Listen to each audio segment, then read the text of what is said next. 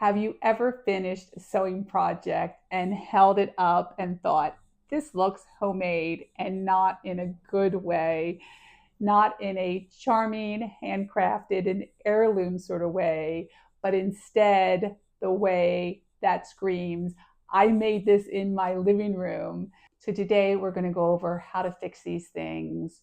We'll talk about problems that can occur before we cut, as we're sewing, and the final polishing items to make our garments look beautiful and that we'd be proud to wear. So let's dive in.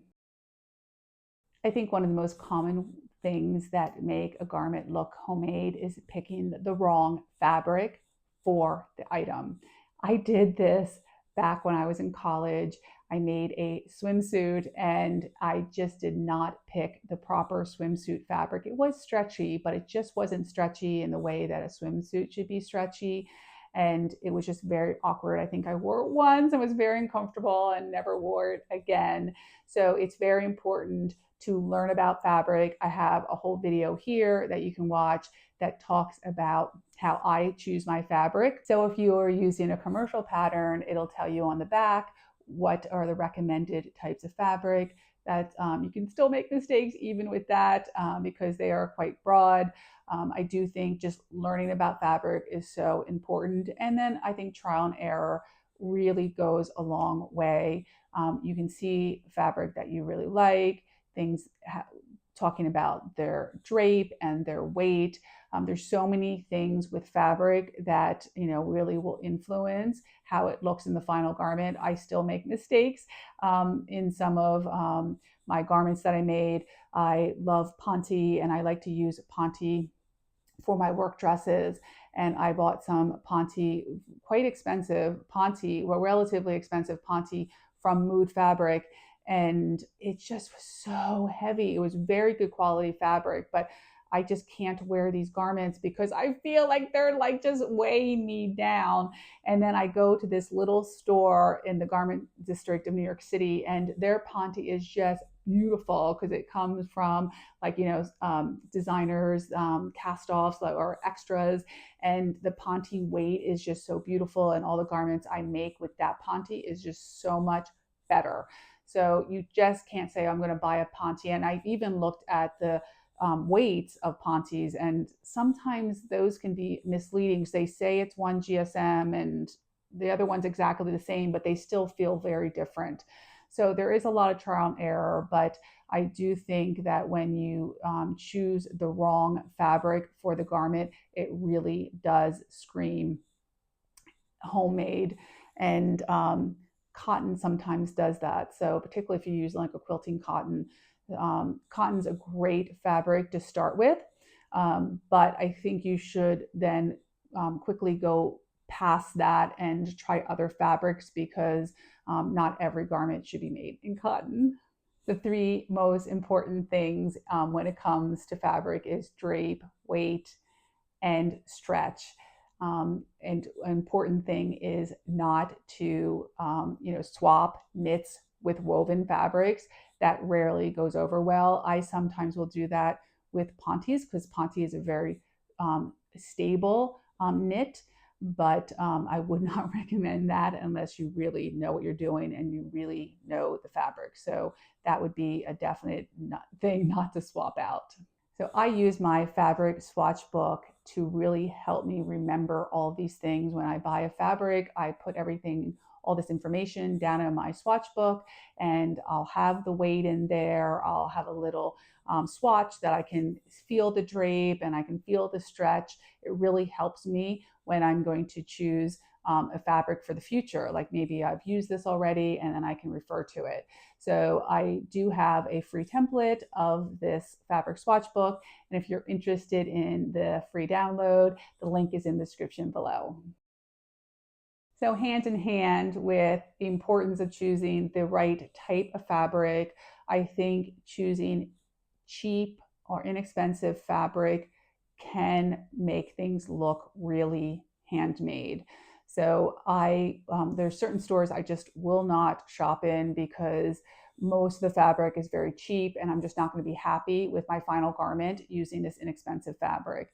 So I do have a free guide on all of my favorite fabric stores, places that I feel does have very good quality fabric. Sometimes you can get very good quality fabric, and it does not have to cost a lot though. Some of the stores I have listed are very reasonably priced. Others are more expensive. I buy different things. The garment district is the cheapest because I go there, and like I said, the store I go to, I can get this beautiful quality fabric for like $8 a yard. Sometimes they charge me $9 or $10 a yard. Every time you go, it's a different price. But that is one of the places I love to go. But Fabric Warehouse Direct also has reasonably good quality fabric for the price. So if you're interested in getting a list of all my favorite fabric stores, the link is in the description below. If you use the wrong needle for the type of fabric that you're using, it can cause lots of problems that make your stitches look really bad. You could have slip stitches, you can have like what appears to be uneven tension. So it is very important that you match your needle. I have a whole guide on how to choose a needle. The link is in the description below. I also have an entire video that I'll link here that talks about how to choose the best needle. But an overview is knits, you need a ballpoint needle. Wovens, you can use typically a universal needle. You'll need a heavier needle for like denims and canvas, like heavier material. And it's important to change your needle frequently because they do get dull and that can cause problems. If you don't transfer all your markings like darts and notches accurately, it's really going to throw things off. So, if your dart could be in the wrong place, your notches might not be lined up, and then it throws your line askew. It really can start making your seams look wonky if everything's not lined up. So it's quite important to carefully transfer all of your markings onto your fabric and then sewing them really carefully. I use many different things for marking depending on the color of the fabric or the weight of the fabric. This is probably my go-to, which is just a little piece of chalk. It's very nice and sharp here, so you can get a very narrow edge, and this comes in a variety of colors.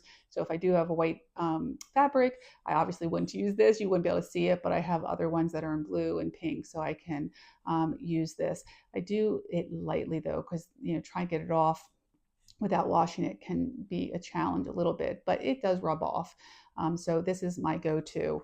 I also use erasable pens. Some pens are erasable with heat, others will wash out. Some are just timed after a little while, they'll just disappear. So I use these sometimes, and I also have a chalk pen. The only problem with this one is this wheel does tend to get stuck sometimes, and it only goes in one direction, so I'm always turning it around. So it is nice, but I've started using this instead because I don't have to worry about the wheel. But I have so many options for marking. They're inexpensive, so it's good to give some a try. And something that's very thin, so you can mark it very carefully. You don't want anything that's going to be too thick. That you want to make sure that where you put it is exactly where you want it. And always make sure that you're marking both pieces of your fabric. If you have two bodices, the front and back, or the front and back of the skirt, you want to mark both of them and make sure you're marking on the wrong side only. These will come out, but I just figure it's always better just to err on the side of caution and only make your marks on the wrong side of the fabric. If you make your own pattern, if you don't walk or true your pattern pieces, you could end up with sort of like misaligned seams.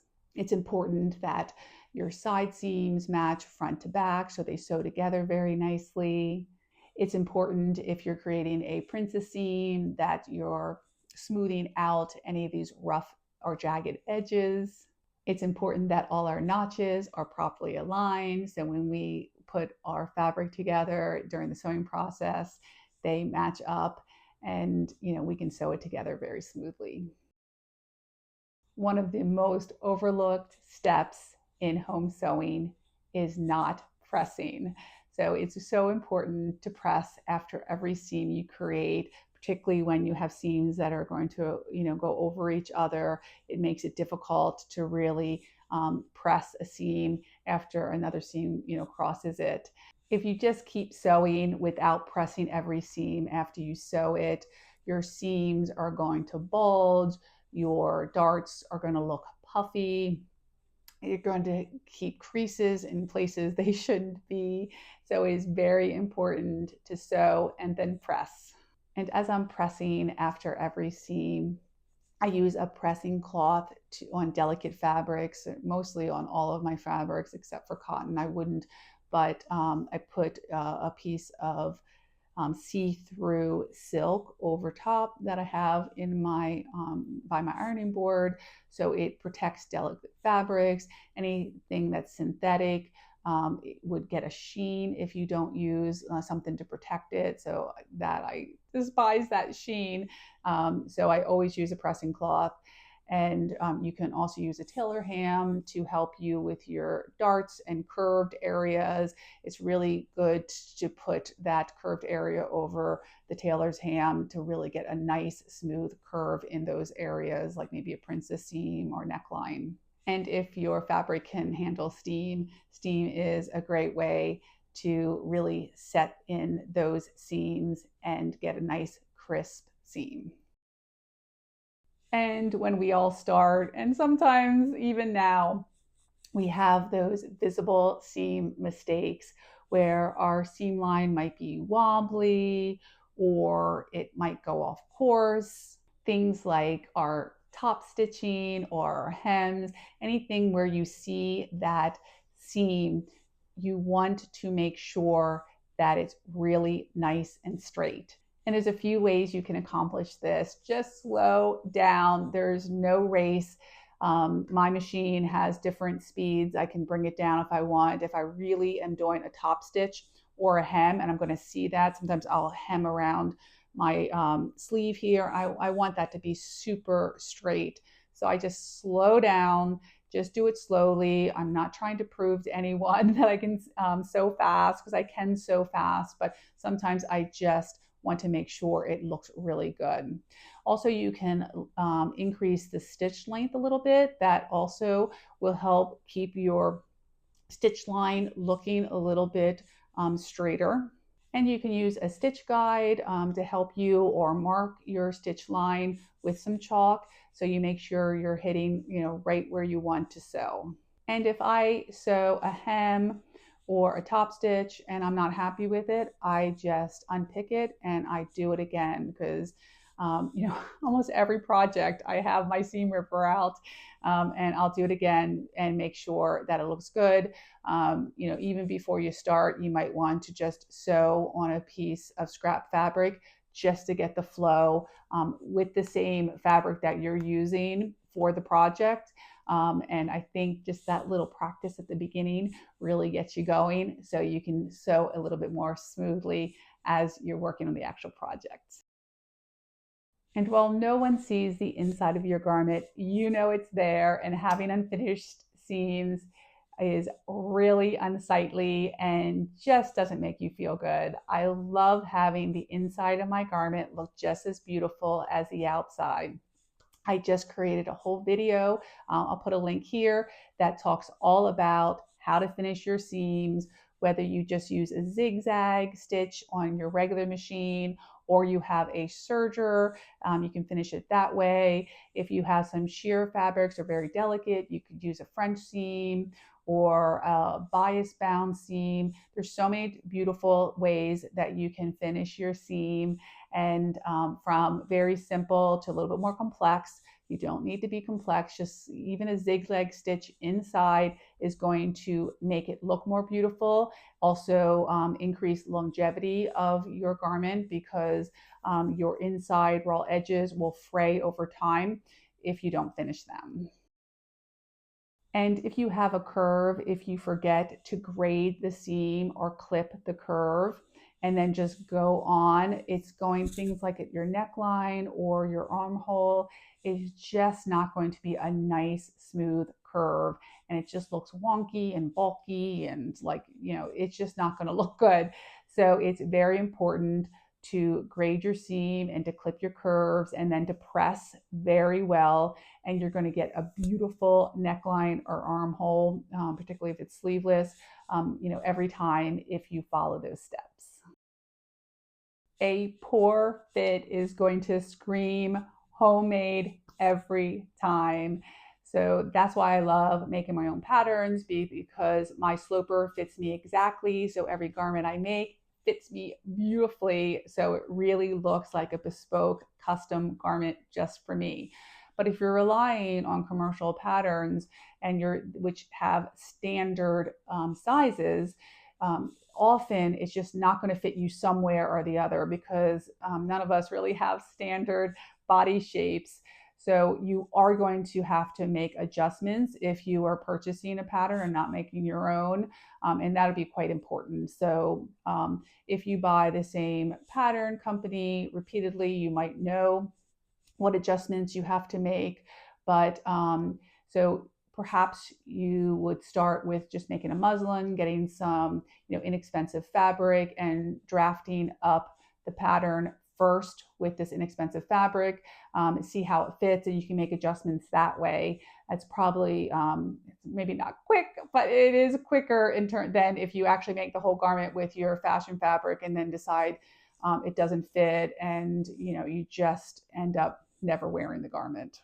The fit is 80% of making a garment look really professional. So again, I would propose learning to draft your own garments so you do get a perfect fit every time. Unbalanced or uneven hems really look terrible, and I've fallen into this. It's important to hang your garment overnight, so the fabric stretches, particularly if you have a little bit fuller skirt, because part of it is cut at the bias, so that part will stretch more. I made this gauze white skirt and I just hemmed it right away, and now the sides are much longer than the other part, so I have to fix that. So definitely hang it for at least 24 hours. That lets it stretch, and then you can hem it. It's a good thing to put your dress maybe on a dress form and measure from the floor up to get a really nice even hem around. And when you're sewing something that is a skirt, it's important to do maybe a smaller hem, because as you're going around that curve, it can start getting a little like puckered if you do too big of a hem on like a skirt that really comes out at the sides. And one thing that I am guilty of is rushing the final steps. You're almost done, you just have to add the buttons or you make the hem, and you just like rush through these steps just to get done. And it's a big mistake, because those things are quite important. The hem is very evident.